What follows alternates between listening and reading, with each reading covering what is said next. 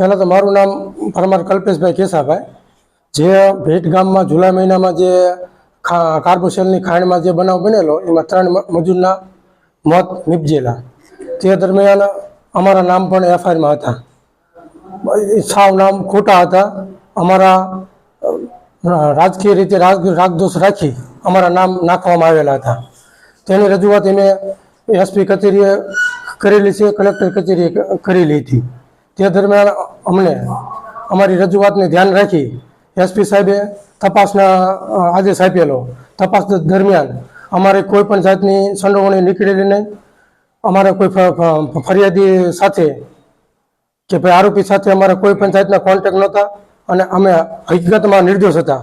તે માટે અમને લીંબડી ડીએસપી સાહેબે સી સમરી ભરી અને નિર્દોષ જાહેર કરેલ છે.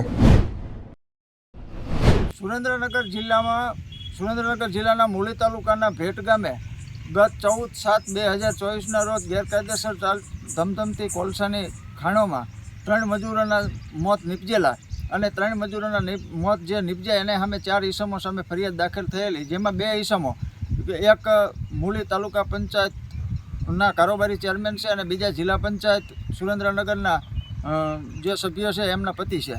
ત્યારે આ 2 લોકો સામે પણ એફઆઈઆરમાં નામ કરેલા. જ્યારે જે ફરિયાદીએ ફરિયાદ દાખલ કરેલી એ ફરિયાદનું આખું રેકોર્ડિંગ બોડી કેમેરાથી પોલીસે એમના પોતાના ઓલામાં રેકોર્ડિંગ પણ ધરાવે છે. ત્યારે રાજકીય પ્રેશરમાં આ જે ભાજપના જ આગેવાનો કોલસાના કાળા કારોબારમાં નામ ખુલતા આ મુદ્દો શક્તિસિંહ ઠેઠ રાજ્યસભા સુધી લઈ ગયેલા અને મોટા પ્રમાણમાં આ મીડિયામાં ચાલેલું. ત્યારે આ આરોપીઓને બચાવવા માટે અને ભાજપની શાખ બચાવવા માટે થઈ અને ભાજપના જ આગેવાનો ઠેઠ અહીંથી સાંસદથી માંડી અને કમલમ ગાંધીનગર સુધીના માણસોએ આ કામ કરેલું અને કોઈ પણ સંજોગોમાં આ ભાજપના આગેવાનોના નામ ન આવે તેના માટે તનતોડ મહેનત કરેલી અને ડીએસપીએ તરત જ આજ લીંબડી ડીવાયએસપીને તપાસ સોંપવામાં આવેલી અને મૂળીના પીએસઆઈ ડીડી ચુડાસમાને બદલી કરી દેવામાં આવેલી અને આ લોકો 2 જે હોદ્દેદારો હતા એમને સાવરવા માટે થઈ. આજે એમનો હુકમ આવ્યો છે કે સી સમરી પોલીસે ભરી છે. ફક્ત 2 જ આરોપીઓને આમાં નામ એફઆઈઆરમાં દાખલ. તો એફઆઈઆર જ્યારે બની તો એફઆઈઆરનો જ્યારે બની છે એમાં એમ નામનો ઉલ્લેખ છે, તો એફઆઈઆરનો મતલબ શું?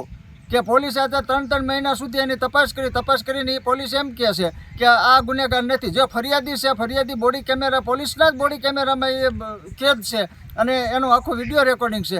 તેમ છતાં આ તપાસ કરી અને અત્યારે સી સમરી ભરી અને આ બંને જે ભાજપના આગેવાનો છે અને ભાજપના હોદ્દેદારો છે જે કોલસાના કાળા કારોબાર સંડોવાયેલા છે અને આ લોકોએ અનેકના મજૂરોના જીવ લીધેલા છે, એવા માણસોને અત્યારે બચાવવા માટે અત્યારે ભાજપના ગુજરાત લેવલના નેતાઓએ આ પોલીસ ઉપર દબાણ આપ્યું છે અને આ લોકોને અત્યારે સી સમરી ભરી અને એફઆઈઆરમાંથી નામ રદ કરવામાં આવ્યા છે.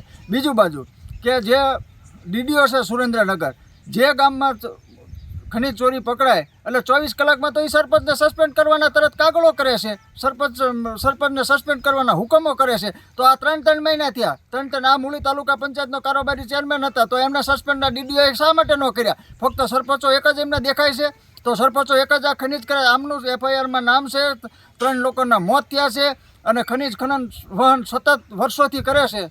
તો એમ છતાં પણ આજ દિન સુધી આ ડીડીઓએ, આ સુરેન્દ્રનગર જિલ્લા કલેક્ટરે એક પણ આ 2માંથી એક પણ હોદ્દેદારને સસ્પેન્ડ નથી કર્યા. એટલે અમને એવું લાગી રહ્યું છે કે આ ભાજપના ઉપરથી પ્રેશરના કારણે ડીડીઓ, કલેક્ટર અને ડીવાયએસપી લીંબડી તમામ આ એમના દબાવના વશ થઈ અને આ સી સમરી ભરી છે.